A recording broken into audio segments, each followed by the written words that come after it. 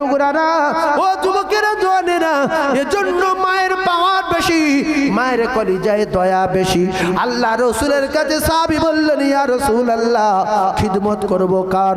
বলছে তোমার মায়ের। তারপরে খিদমত করব কার? বলছে তোমার মায়ের। তারপরে খিদমত করব কার? বলছে তোমার মায়ের। তারপরে খিদমত করব কার? রাসূলুল্লাহ বললেন তোমার বাপের, তোমার বাপের। তাই দুটো পায়ে ধরে বলছি, কলিজার টুকরা বেটারা, যাদের মা বাপ দুনিয়ায় বেঁচে আছে, জান উজাড় করে খেদমত করুন, কপাল খুলে যাবে। যদিও মা বাপ মদখোর হয়, যদিও মা বাপ সুদখোর হয়, যদিও মা বাপ কোরআন বিরোধী হয়, যদিও মা বাপ বেনামাজি হয়, যদিও মা বাপ কাফের হয়, এই মা বাপ যদি কাফের হয় তবু খেদমত করতে হবে। হ্যাঁ না বলে না তো? হ্যাঁ না বলবেন তো? আবু হুরায়রার মাকে রাসূল বলেন, আবু হুরায়রা যাও, তোমার মা কলেমা পড়ে তো কি হয়েছে? খিদমত করো। সাহাবারা মদিনায় চলে গেছে। মক্কা শরীফ থেকে মা বাপ মুশরিক কাফের মা বাচ্চার মহব্বতে চলে যাচ্ছে। দেখে আসি, মোহাম্মদ তো জাদুকর, মোহাম্মদ তো মিথ্যাবাদী, মোহাম্মদ তো গণক, মক্কায় বহু জাদু দেখিয়েছে, খেজুরের দানা নেই গাছ বার করেছে, চাঁদ কেটে দিয়েছে, মোহাম্মদ বহু জাদু দেখিয়েছে, পাথরে কথা বলেছে, আবু জেহেলের মুয়ার থেকে তুলে দিয়েছে, বিরাট জাদুকর ছেলেটাকে জাদু করে নিয়ে চলে গেছে। যখন মদিনায় দেখতে পেল, সাহাবারা বলছে, ইয়া রাসূলুল্লাহ, আমার মা আসছে। আমি চলে যেতে বলি মাকে, আপনাকে মানে না, কোরআন মানে না, আল্লাহ মানে না। বলছে আমি জানি, মায়ের খিদমত করো। তাড়িয়ে দিতে পারবে না, বড় কথা বলতে পারবে না, চলে যেতে বলতে পারবে না, লুকিয়ে যেতে পারবে না। যে জন্য কলেমা পড়েছো সেই জান্নাত হলো তোমার মা বাপ। তাহলে হুজুর মুশরিক দোয়া করো, নরম ভাষায় তাদের বোঝাও, মা কোরআন মিথ্যা বলো না, নবী মিথ্যা বলো না, আল্লাহ মিথ্যা বলো না, আল্লাহ মানি না বলো না, মদ পান করো না, ও জননী মা এগুলো হারাম। নরম ভাষায় বোঝাতে থাকো মৃত্যু পর্যন্ত। যদি তারা না বোঝে, তুমি তাদের নাশ করতে পারবে না, তুমি তাদের মারতে পারো না, চোখ রাঙাতে পারো না, চোখে আগুন লেগে যাবে, ওই চোখ তাড়াতাড়ি অন্ধ হয়ে যাবে। সেজন্য রাসূলুল্লাহ সারা জীবন চাচাকে বুঝিয়েছে, কোনোদিন হাত তোলেনি, কোনোদিন মারিনি, কোনোদিন ঘুষি তোলেনি, কোনোদিন চোখ বার করেনি, নরম ভাষায় বুঝিয়ে গেছে, না যায়নি। বলে আমার মা যা, এই মা যদি কারোর হতো সে গুলি করে দিত। এই মূর্খ, তোর মায়ের পেটে কতবার লাথি মেরেছিস, প্রসবকালে কত কষ্ট দিয়েছিস, বর্ষার সময় মায়ের বুকে পেশাব করে দিয়েছিস, শীতের সময় মায়ের গালে পায়খানা করে দিয়েছিস। মুখ্য মা বুকের উপরে বাচ্চাটার নিয়ে, আমার সোনা, আমার মধু, আর ছেলেটার হালকা পেট খারাপ ছিল, ছাঁ করে পায়খানা করে দিয়ে বুকে চা করে ঠিকরে মুখে লেগেছে, লেগেছে না লাগেনি? হ্যাঁ, রাত্রেবেলা পাতলা পায়খানা কাপড়ে করেছে, গোটা রাত ওই গু পায়খানা নিয়ে কাপড়টা মুড়ে নিয়ে, শীতের সময় শুকনো কাপড়টা মাথায় দিয়ে বাচ্চাটার বুকের ভিতরে করলে শুয়ে আছে। আমার শীত লাগুক, আমার কষ্ট লাগুক, ছোট্ট বাচ্চা যদি শীত লাগে, সর্দি লাগে, কষ্ট পায়, আমি মা সহ্য করতে পারবো না। মা সারা রাত খাইনি, কলিজার টুকরার বাচ্চাকে খাইয়ে দিয়েছে। মা খাচ্ছে না বলে বাচ্চা বলছে, মা তুমি খাবে না? বলছে আমি খেয়ে নিয়েছি বাবা, তুমি খেয়ে নাও। ছেলেটা একটু বোঝে, বলছে আব্বা তুমি খাবে না? বলছে আমি আর তোর মা খেয়ে নিয়েছি। বাচ্চা দুটোর খাইয়ে দিয়ে, গরিব মা বাপ সারা রাত ঘুমাতে পারে না, বিছনায় কাঁদে, আল্লাহ খোরাক নাই। অল্প এক বাটি ভাত ছিল, চারটে ছেলেকে খাইয়ে দিয়েছি, কিছু না খাই। ও কলিজার টুকরা ভাইরা, মা বাপ জীবনের চেয়ে বেশি ভালোবাসে তার কলিজার টুকরা বাচ্চাকে। জনমদাতা পিতা, জনম দুঃখী মা বাচ্চাদের জন্য কত কষ্ট করেছে। 10 মাস 10 দিন পেটে রাখলো, বাচ্চা প্রসব করলো, প্রসব জ্বালা যন্ত্রণা তার বর্ণনা দিতে পারবো না।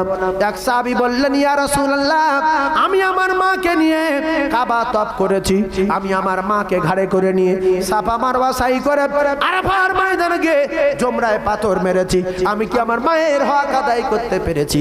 আল্লাহর নবী বললেন, সাহাবী তুমি তোমার মায়ের সব কিছু করেছো, আমি রাসূলুল্লাহ শুনেছি, কিন্তু প্রসবকালে তোমার মা যে প্রসব যন্ত্রণায় উহুয়া শব্দ করেছিল, একবার উহু বলার হক তুমি আদায় করতে পারোনি। বাপের বেটা নামাজ পড়ে, বাপের ভাত দেয় না, বাইক নিয়ে বাজারে যাচ্ছে, বাপ চা খাওয়ার পয়সা পায় না, দুর্বাব্বর বাব্বর।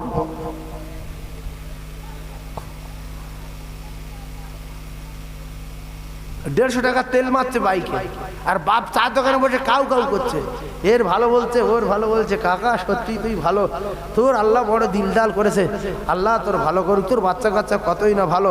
তার মানে যদি এক কাপ চা বলে, দেখছে যে এ কিছু বলো না, এর ধরে আসসালামু আলাইকুম, ভাই ভালো আছিস, বহুদিন পর তোর সাথে দেখা, আল্লাহ তো ছেলেটা এই এবারে স্কুলে পড়ছিল, কিরকম রেজাল্ট? ভালো, আমি দোয়া করবো আল্লাহ তো ছেলে পরীক্ষা পাশ করাবে। তার মানে এ যদি এক কাপ চা বলে, দেখলো এ বললো, বুড়োটার কলিজা ঠান্ডা হয়ে গেল, চাইতে পারছে না যে আল্লাহ এক কাপ চা দিয়েছে। এই জন্য মুরব্বীতে দেখলে ভালোবাসবেন, মজলুম মানুষের দেখলে ভালোবাসবেন, বাপ বয়সী লোক দেখলে ভালোবাসবেন, কারণ মা খাদিজা দুনিয়ায় না, মদিনায় গোশত বিল্লি হচ্ছে, আল্লাহর নবী বকরি জবাই করেছে, আর মদিনাতুল মুনাওয়ারার জমিনে বিশ্ব নবী গোশত ভাগ করছে। এটা আমার এই স্ত্রীর, ওটা আমার ওই স্ত্রীর, এইটা আমার এই স্ত্রীর। কিতাবে লেখা আল্লাহর নবী সমস্ত স্ত্রীদের গোশত দিলেন, আর একটা গোশতর ভাগা আলাদা করে রাখলেন। আল্লাহর নবীর স্ত্রী আমাদের সকলের মা হযরত আয়েশা সিদ্দিকা রাদিয়াল্লাহু তাআলা আনহা বললেন, ইয়া রাসূলুল্লাহ, হে ইয়া হাবিবাল্লাহ, আপনি সমস্ত বুবুদের ঘরে গোশত বন্টন করে দিলেন, কিন্তু একটা ভাগ কতটা পরিমাণ আপনি আলাদা করে রাখলেন কেন? এটা কার দেবেন, কোথায় নিয়ে যাবেন? রাসূল বলেন, আয়েশা, এটা হলো আমার খাদিজার। আয়েশা অবাক হয়ে গেলেন, খাদিজা বুবু তো মক্কার কবরে, এখান থেকে 600 কিলোমিটার দূরে, কিন্তু খাদিজা বুবু তো বেঁচে নাই। রাসূলুল্লাহ কি বলেন, এটা আমার খাদিজার। আয়েশা বললেন, ইয়া রাসূলুল্লাহ, খাদিজা বুবু তো দুনিয়ার জমিনে বেঁচে নাই। আল্লাহর নবী বললেন, আয়েশা, তোমার বুবু খাদিজা বেঁচে নাই, আমার ফাতেমার মা বেঁচে নাই, কিন্তু এই গোশত ভাগ করার সময় বারবার করে আমার খাদিজার কথা মনে উঠছে। আজকের দুনিয়ার জমিনে যদি খাদিজা বেঁচে থাকতো, আমি জান ভরে গোশত খেতে দিতাম। ও বিবি আয়েশা, আমি কোনোদিন ঠিক মতো গোশত খেতে দিতে পারিনি, একটা বিছনা দিতে পারিনি, ভালো একটা পানির মশক দিতে পারিনি, ভালো একটা তোষক দিতে পারিনি। ও বিবি আয়েশা, মাসের পর মাস উনুন জ্বলেনি, সপ্তাহের পর সপ্তাহ উনুন জ্বলেনি। শুনে রেখে দাও, জেনে রেখে দাও, খাদিজার কথা বারবার মনে উঠছে বলে আমি একটা ভাগ আলাদা করে রাখলাম আমার খাদিজার জন্য। আবার আয়েশা বললেন, ইয়া রাসূলুল্লাহ, মনে উঠছে বারবার করে, আপনি সেজন্য আলাদা করলেন বটেই, কিন্তু গোশত কোথায় নিয়ে যাবেন? আল্লাহর নবী বললেন, আয়েশা, গোশত কোথায় নিয়ে যাব তুমি শুনবে? বলে, হ্যাঁ। আল্লাহ নবী বললেন, আয়েশা, আমি তোমাদের গোশত বন্টন করে দিয়েছি, আর আমি আমার খাদিজাকে তো পাবো না। এই গোশতর ভাগা নিয়ে মদিনার অলিতে গলিতে ঘুরবো, আর দেখবো আমার খাদিজার বান্ধবী কে আছে। আমি রাসূলুল্লাহ এই গোশতর ভাগা নিয়ে আমার খাদিজার বান্ধবীর হাতে তুলে দেব। জোরে বলুন, আরো জোরে বলুন সুবহানাল্লাহ। কিছু কিছু যুবক আছে, কিছু কিছু বাপের বেটা আছে, বাপ নাই দুনিয়ায়, মাও নাই দুনিয়ায়, বুড়ি মেয়ে ঘুরছে, তার এক কাপ চা দেয় না। একটা বুড়ো পাশে বসে আছে, আরে জম্মের খাওয়া খাচ্ছে চার দোকানে, বলছে 4টে বিস্কুট দাও, আমার চাটা 30 টাকা চা দাও, দুধ 3 প্যাকেট দাও। বুড়ো বলছে, আমি লাল চা খেয়ে বসে আছি, জাতির কলঙ্ক করে আমার এক কাপ দে, জীবনে অত টাকা চা খাইনি। আল্লাহর নবী বললেন ওই মুরব্বিকে খেতে দাও, তোমার বাপ নাই তোমার নিজের চাচাকে খেতে দাও, তোমার মা নাই তোমার খালাকে খেতে দাও, তোমার বড় বোনের খেতে দাও, জান দিয়ে ভালোবাসো। ও কলিজার টুকরারা, রাসূল বলেন আমার খাদিজা নাই, আমি আমার খাদিজার বান্ধবীকে খেতে দেব। জোরে বলুন, আরো জোরে বলুন সুবহানাল্লাহ।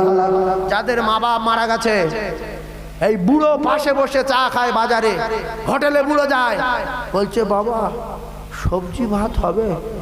বলছে কাকা সবজি ভাত তো নেই, গোশ ভাত। বলছে গোশ ভাত কত? বলছে 100 টাকা। বুড়োর মনটা খারাপ হয়ে গেল, কাছে 50 টাকা আছে, মনটা খারাপ, গুড় গুড় করে চলে যাচ্ছে। আরে কামড় বিরিয়ানি লে খাচ্ছে, কামড়। এই কামড় বুড়োর ডাক যে কাকা বসো, হাফ প্লেট গোশ দাও, 1 প্লেট ভাত দাও। বুড়ো জান ভরে দোয়া করতো না, করতো না? হ্যাঁ জোরে বলে। শুনছি চম্মের খাওয়া খাচ্ছে, বিরিয়ানি দাও, বিরিয়ানি দাও। বলছে আর 1 প্লেট দাও, আর 1 প্লেট দাও। আর একটা গরিব বুড়ো সেই 1 প্লেট বিরিয়ানি দিয়ে হাফ প্লেট বিরিয়ানি নিয়ে খেয়ে ফের মন চাচ্ছে আর হাফ প্লেট হলে হতো, কিন্তু পয়সা নেই, 14 প্লেট খাচ্ছে। বল কাকা তুমি কি হাফ প্লেট নেবে? এই কাকার হাফ প্লেট দাও। কাকা শুধু বলবে আল্লাহ আল্লাহ, এই সোনার মানিকের তুমি হায়াত দাও, আরে যে ব্যবসা করে ব্যবসায় প্রচন্ড বরকত দাও, আল্লাহর কসম দোয়া কবুল হয়ে যাবে। জোরে বলুন না সুবহানাল্লাহ, আরো জোরে বলে। সেই জন্য ওয়াজ শুনতে এসেছেন, রাসূলের আদর্শের কথা কিছু শোনেন। সিদ্দিক আকবর রাদিয়াল্লাহু তাআলা আনহু রাসূলের পিছনে পিছনে ঘোরে, কিন্তু সবাই বলে মহামানব মক্কায় জন্ম নেবে, তার মায়ের নাম হবে আমেনা, বাপের নাম হবে আব্দুল্লাহ। আমার দোস্ত যদি নবী হবে তো কিছু বলে না কেন? নবী এখন বলবে, এই কথাটা বুঝতে পারেননি? কিন্তু ভালো লোক তো ন্যাংটো হয়ে ছোটে না। নবী জীবনে ন্যাংটো হয়েছে, যেখান সেখানে পায়খানা করেছে, আমাদের গ্রামের ছেলেদের মতো শাঁট করে প্যান্ট খুলে যেখান সেখানে পড়ে গেল, এক ঝড়া এক দিন। কিন্তু রাসূলের পায়খানা জীবনে পৃথিবীর কোন নারী কোন পুরুষ দেখেনি। সুবহানাল্লাহ বলেন, আরো জোরে বলেন। পৃথিবীর কোন নারী কোন স্ত্রী দেখেনি। পেশাব একজন দেখে ফেলেছিল, খেয়ে ফেলেছিল, সেই মেয়েটার নাম উম্মে আইমান। তার জন্য রাসূল অফার দিয়েছে, তুমি আল্লাহর জীবনে যতদিন বাঁচবে তোমার পেটের কোনো আর রোগ হবে না। জোরে বলুন সুবহানাল্লাহ। নবীর 12 বছর বয়স। ক বছর? 12 বছর বয়স। বিশ্ব নবী আব্দুল মুতালিবের সঙ্গে, আবু তালিবের সঙ্গে বিশ্ব নবী চলেছেন শাম দেশে। শামের পাদ্রী বুহাইরা, ভালো করে কথা মাথায় রাখবে, ওই দিনে কিছু লোক লস্কর নিয়ে রাস্তায় পাহারা দিচ্ছে। কেতাবে পেয়েছে, শামের লোক কেতাবে দেখেছে, সিরিয়ার লোক কেতাবে দেখেছে। ও কলিজার টুকরারা, মহামানব মক্কায় জন্ম নেবে, আর সেই মহামানব কে তার চেনা যাবে। 12 বছর বয়সে শাম দেশে সে ব্যবসা করতে আসবে। ওই দিন আসবে, ওই সময় আসবে, গ্যারান্টি গ্যারান্টি গ্যারান্টি। বড় বড় জ্ঞানী পাদ্রীরা, বড় বড় বুদ্ধিজীবীরা রাস্তায় পাহারা দিতেছে। বুহাইরা নামক এক পাদ্রী কোনদিন বাইরে বার হয় না। সেই বড় পাদ্রীর কাছে হাজার হাজার মানুষ যায়। আব্দুল মুতালিব, আবু তালিব বলে, ওই দিনে বুহাইরা রাস্তার উপরে দাঁড়িয়ে রয়েছে, আর আমার ভাতিজা মুহাম্মদ বকরি চালিয়ে চালিয়ে নিয়ে শাম দেশে যাচ্ছে, সঙ্গে বিরাট কাফেলা। বুহাইরা আবু তালেবকে ডাকলেন, আবু তালেব তোমার বংশের নাম কি? বলছে কোরাইশ। লাইন ক্লিয়ার হয়ে গেল, নিশ্চয়ই এই কাফেলা মহামানব থাকবেই থাকবে, গ্যারান্টি নাইলে কিতাব মিথ্যা হয়ে যাবে, তৌরাত মিথ্যা হবে, জবুর মিথ্যা হবে, ইনজিল মিথ্যা হবে, সব মিথ্যা হবে, মুহাম্মদ থাকবেই থাকবে। বুহাইরা বললেন, আজকের তোমাদের এই কাফেলা আমার বাড়িতে দুপুরবেলা খানা খাবার জন্য দাওয়াত দিলাম। বুহাইরা দাওয়াত কবুল করল। আবু তালিবকে ডাকলেন, বুহাইরা, ওরে আবু তালিব, একটা কথা শুনে রেখে দাও, তোমাদের ভিতরে মুহাম্মদ বলে কোনো ছেলে আছে কি? আছে না? নাই? জোরে বলে। বয়স কত? 12 বছর। বলছে আছে। বলছে কোথায়? বলছে সেই বকরি চড়াচ্ছে। বলছে বকরি চড়াচ্ছে? বলছে হ্যাঁ। বলছে আব্বা আছে? বলছে নাই। মা আছে? বলছে নাই। দাদু আছে? বলছে নাই। দাদু যখন মারা যায় কিতাবে লেখা দাদুর বয়স তখন 8 বছর, মুহাম্মদুর রাসূলুল্লাহর বয়স তখন 8 বছর। কিতাবে লেখা মা যখন মারা যায় আল্লাহ নবীর বয়স তখন 6 বছর। কিতাবে লেখা বাপ যখন মারা যায় নবী তখন মায়ের পেটে 6 মাস। ও কলিজার টুকরারা, বিশ্ব নবী হাবিবুল্লাহ আকায়ে নামদার তাজদার মদিনাকে দেখতে আসেন বুহাইরা। দেখছে হ্যাঁ এই সেই নমুনা, এই সেই দৃশ্য, এই সেই নুরানি চেহারা, এই সেই শরীরে লাইট, এই সেই মুহাম্মদ দো জাহানের বাদশা হবে। জোরে বলেন না সুবহানাল্লাহ। আবু তালিবকে ডাকলেন। আমার তো সময় শেষ হয়ে গেছে।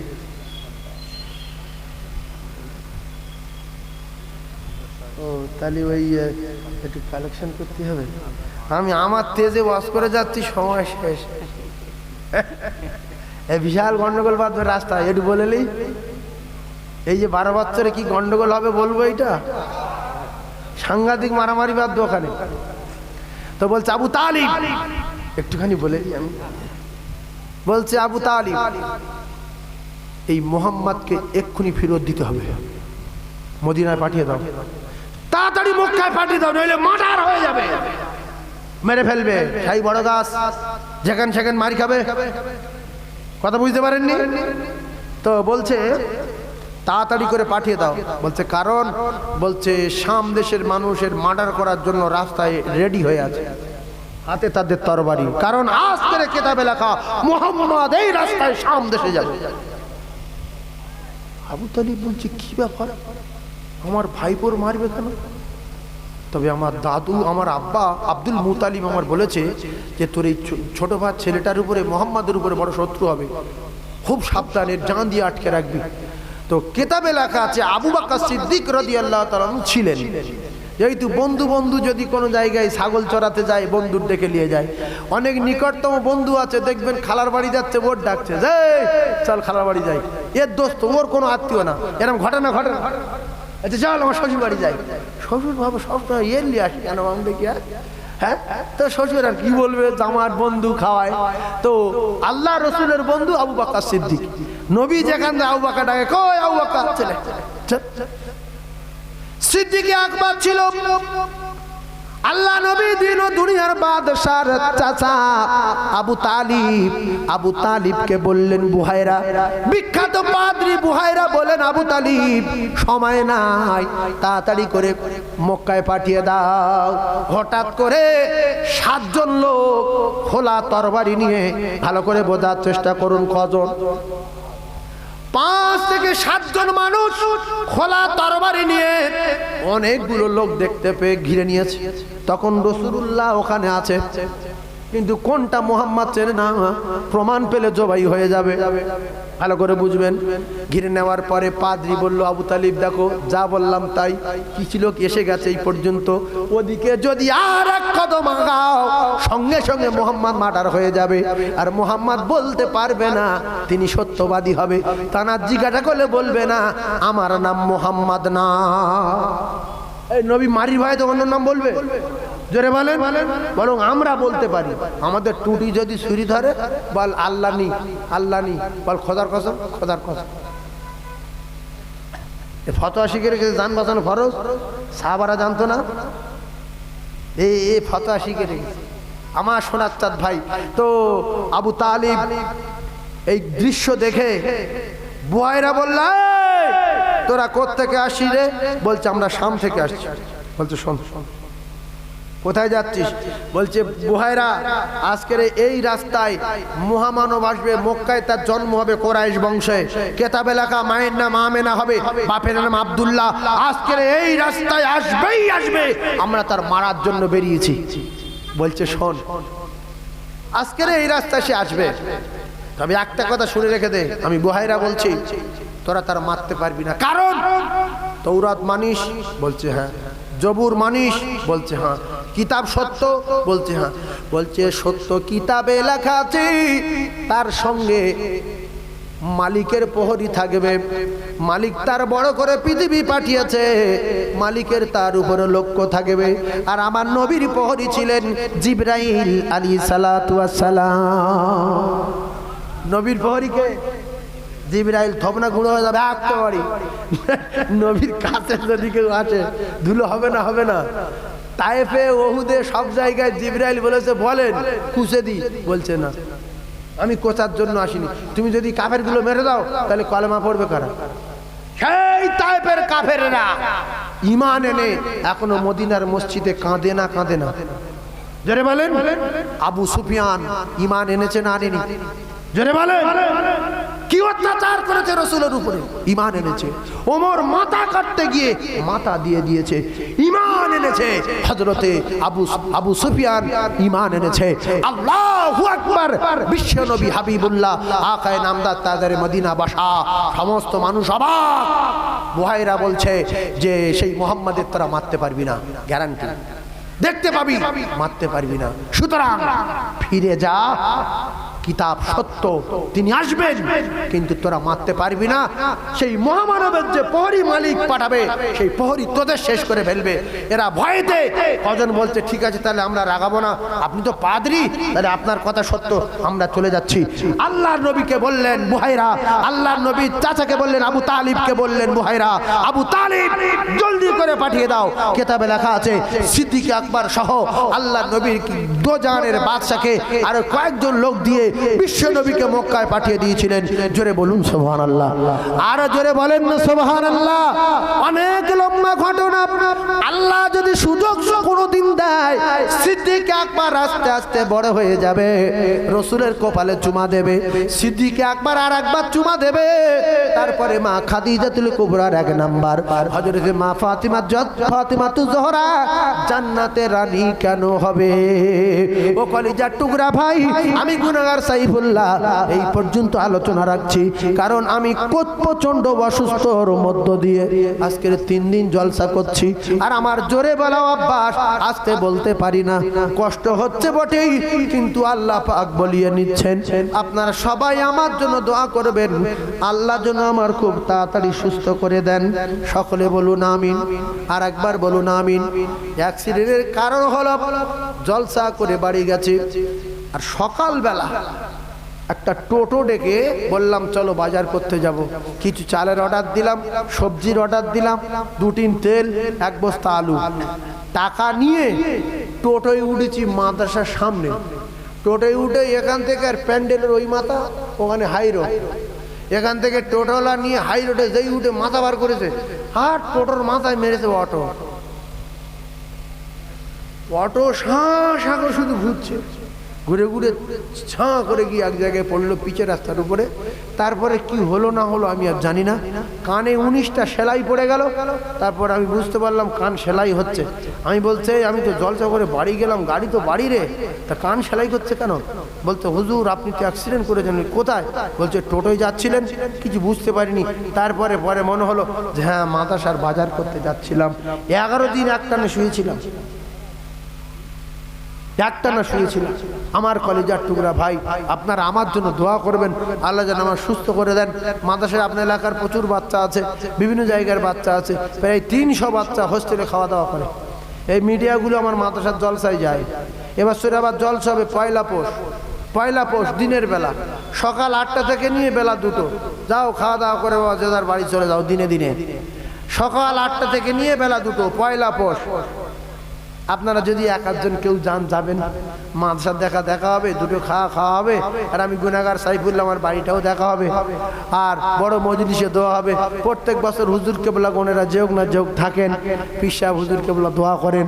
আমার সোনাচ্চাঁদ ভাই, এ মাহফিলে তো হুজুর কেবলা গনেরা রয়েছেন, তারা আসবেন, আপনারা তাদের কাছ থেকে দোয়া নেবেন। বিশেষ করে আমার খুব মহব্বতের মানুষ আল্লামা পীর মেহরাব সিদ্দিকী হুজুর কেবলা, তিনি আসবেন। বিশেষ করে মেহরাব হুজুরের দোয়াটা ডুলিয়ে যাবেন। মেজলা হুজুর পীর কেবলার কলিজার টুকরা নাতি। কার নাতি? ইয়ার এই চাস্তবার, খালাদোবার, ফুতোবার, দুলাবার বন্ধু সিদ্দিকী না, এ সিদ্দিকী ডাইরেক্ট সিদ্দিকী। অনেকে সিদ্দিকী না কিছু না, উতি বলতে সিদ্দিকী, ফুরফুরা ঘর বেঁধে বলতে সিদ্দিকী। বল, তোর ব্যবস্থা আল্লাহ করবে। কিন্তু মেহরাব সিদ্দিকীর ভিতরে কোনো সন্দেহ আছে কি? হুজুর কেবল আসছেন, তিনি দোয়া করবেন, সবাই দোয়াতে শরীক হবেন, কারণ তাদের মর্যাদা দিয়েছে আল্লাহ, তারা কুরাইশ বংশের মানুষ। আল্লাহু আকবার। ফুরফুরার পীর আবু বকর সিদ্দিক আল কুরাইশ, ফুরফুরার পীর আবু বকর সিদ্দিক আল কুরাইশ, আমার কলিজার টুকরা ভাই।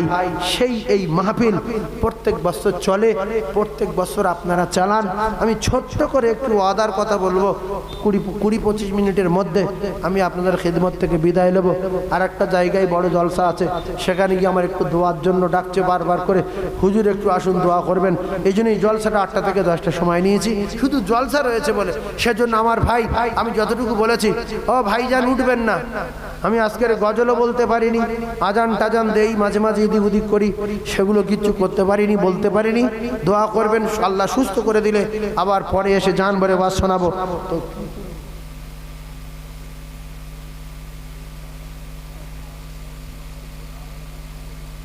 আচ্ছা, এই দেখেন, এ খবর তো আমি জানি না। একটা মাদ্রাসা নতুন করে তৈরি হবে, মক্তব আর কি, মক্তব মসজিদে পড়ানো হচ্ছে। তো ইল্লা মিন সাদাকাতিন জারিয়া, আমি বেশি বলবো না।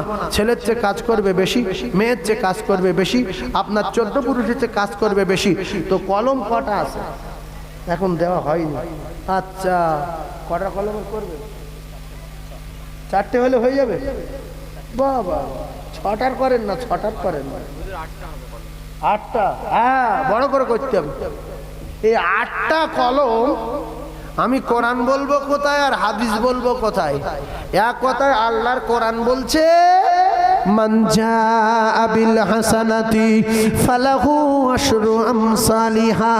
কেউ যদি আল্লাহকে খুশি করার জন্য, রাজি করার জন্য 1টা টাকা দেয়, আমি রাসূলুল্লাহ জানিয়ে দিলাম, আমার আল্লাহ পাক জানিয়ে দিলেন, আমি আল্লাহ পাক জানিয়ে দিলাম, তার প্রত্যেক টাকার বিনিময় 10টা করে টাকা আমি আল্লাহ ফেরত দেব, কথা দিলাম। আল্লাহ রাসূল জানিয়ে দিলেন, আল্লাহ রাসূল জানিয়ে দিলেন, as-saqiyu হাবিবুল্লাহ, যারা দেবে তারা আমার আল্লাহ পাকের দোস্ত হয়ে যাবে। 500 বিঘা জমি ছেলের জন্য দিয়ে যাবেন, একটা নেকি যাবে না। 50টা দোকান ছেলের জন্য রেখে যাবেন, একটা নেকি যাবে না। 8টা কলমের একটা মাদ্রাসা হবে, তাতে কোরআন তেলাওয়াত হবে। আপনাদের ভিতরে কেউ কি কোনো জ্ঞানী মানুষ আছেন? একটা কলম ভিতটা আপনি ফেলে দেবেন, ভিত থেকে উঁচু করে তুলে দেবেন, ভিত থেকে নিয়ে জমিন পর্যন্ত 5000 টাকা খরচ হবে। একটা জান্নাতি কি বলতে পারবে, হুজুর প্রথম কলমের ভিতের টাকা 5000 আমি দেব, আমার আব্বা নাই, আমার মা নাই। আল্লাহর নবী বলেন, আউওয়ালাদিন সালিহিন ইয়াদউ লাহু, যদি ভালো ছেলে রেখে যায় তাহলে মা বাপের জন্য দান করবে, আর সন্তান যখন মা বাপের জন্য সাদাকায়ে জারিয়া করবে, ওই মা বাপের কবরের আযাব আমার আল্লাহ নাজাত দিয়ে দেবে। জোরে বলুন। একজন একটা প্রথম কলমের ভিত 5000 টাকা, আল্লাহর কসম নিজের জন্য, ইল্লা মিন সাদাকাতিন জারিয়া, কিয়ামত পর্যন্ত সওয়াব যাবে। একজন বলতে পারবেন, হুজুর আমি 5000 টাকা প্রথম কলমের ভিতের টাকাটা আমি দেবো। এরকম একজন মুমিন ব্যবসায়ী, জলকরের মালিক, ঈমানওয়ালা, আল্লাহওয়ালা একজন যদি হাত তুলে বলতে পারেন, আমি একটু তার জন্য প্রথমে হাত তুলে দোয়া করব।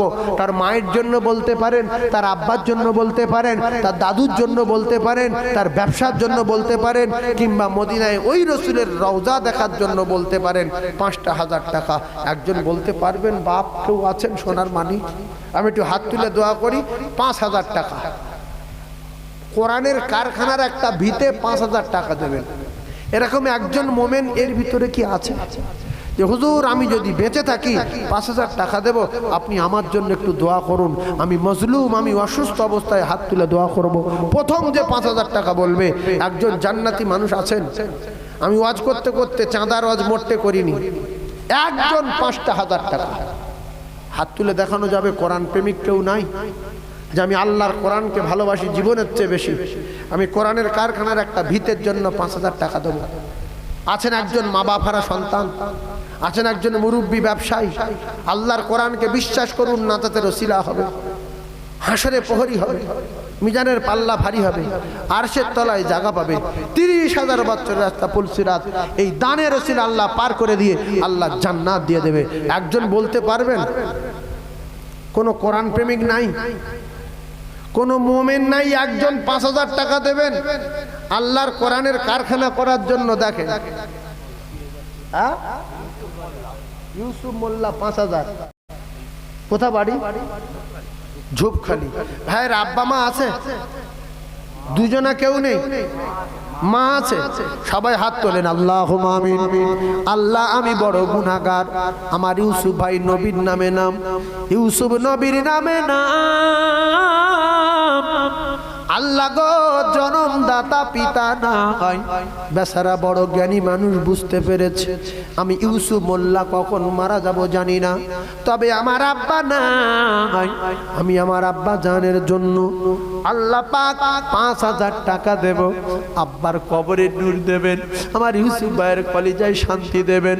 আল্লাহ আমি সাইফুল্লাহ দোয়া চাচ্ছি, আপনি কবুল করবেন, ফিরত দেবেন না।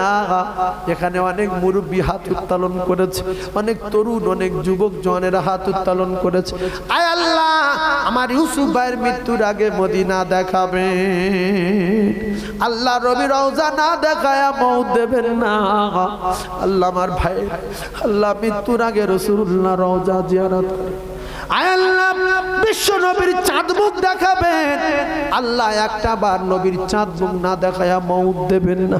ওগো আমার আল্লাহ শয়নে স্বপনে একটা বার রাসূলুল্লাহ চাঁদ মুখ দেখিয়ে দেবেন, কারণ রাসূল বলেছে যে আমার চাঁদ মুখ দেখবে স্বপ্নের মধ্য দিয়ে, আমি রাসূল কথা দিলাম তার জাহান্নামের আগুন হারাম হয়ে যাবে।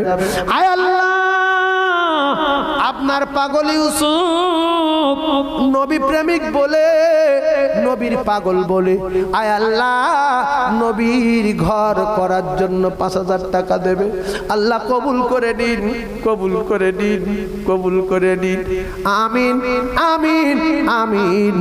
আলহামদুলিল্লাহ রাব্বিল আলামিন, লা ইলাহা ইল্লাল্লাহু মুহাম্মাদুর রাসূলুল্লাহ। একবার চিল্লে তাকবীর দেন, নারে তাকবীর। আর একটু জোরে বলেন নারে তাকবীর। একটা কলমের ভিত পর্যন্ত উঠে গেলে বাকি ওখান থেকে ইট দিয়ে মাঝখানে রড দিয়ে ঠেকাতে 5,000 খরচ, কারণ আল্লাহ পাক আমার একটা বিল্ডিং করিয়ে দিয়েছে আপনাদের দানে, 7,000 স্কয়ার ফিট প্রথম ছাদ, দ্বিতীয় ছাদ দিয়েছি 5,000 স্কয়ার ফিট। ও কলিজার টুকরারা, এর উপর থেকে একজন ছাদ পর্যন্ত 5,000, তাহলে একটা কলম পুরো হবে 10,000। আর একজন কি ওই কলমটার উপরে দিতে পারবেন, কিংবা আর একটা ভিতের জন্য 5,000 টাকা বলতে পারবেন? আব্বা নাই, মা নাই, কলিজার টুকরা বেটা নাই, বেটি নাই, তারা কবরে চাতকের মতো তাকিয়ে রয়েছে। আমি গুনাহগার, দোয়া চাই আল্লাহ তার নবীর চাঁদ মুখ না দেখায় মওত যেন না দেয়। আর একজন মুমিন কি বলতে পারবেন 5,000? ইনশাআল্লাহ হাত উঠবে। আমরা কোরআনের পাগল বলে কোরআনের মাহফিলে এসেছি, 5,000 টাকা আল্লাহর কোরআনের কারখানায় ভিতের জন্য। আর একজন বলতে পারবেন? আর একজন আছেন 5,000? কোন যুবক বন্ধু আছেন, কোন হাজী সাহেব আছেন এর ভিতরে যে হুজুর আমি নবীর খুব ভালোবাসি, আমার এতিম নবীর একটা ঘর হবে, আমি ভিতের জন্য 5,000 টাকা দেব? একজন মোমেন আছেন এর ভিতরে?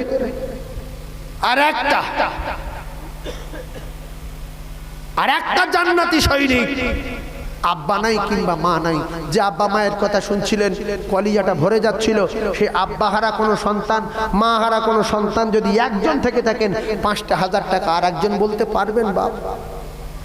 যোগ্য সোনার মানিক একটাও নেই এর ভিতরে। আর মানে ইউসুফ ভাইয়ের মতো একজন মোমেন নেই, একজন। তাকবীর দেন, নারে তাকবীর। সবাই বলেন নারে তাকবীর। আল্লাহ আরেকজন আপনার দোস্তকে কবুল করে নেন, বলেন আমিন। আল্লাহ আরেকটা আপনার দোস্তকে কবুল করে নেন, বলেন আমিন। আর একজন বলবেন 5,000। আমার ইউসুফ ভাই সবার চেয়ে ধনী না, আল্লাহ পাকের নবীর পাগল বলে তাই মৃত্যুর আগে মদিনা থেকে ঘুরে এসেছে, রাসূলুল্লাহ রওজা জিয়ারাত করে এসেছে। এই জন্য আল্লাহ যার ভালোবাসে খুব, তার বাড়ি দেখায় আর আল্লাহর দোস্তর কবরটা জিয়ারাত করায়। আমি দোয়া করব তার জন্য, আল্লাহ যেন তার মৃত্যুর আগে রাসূলুল্লাহ রওজা জিয়ারাত করায়। আর একজন 5,000 টাকা বলতে পারবেন বা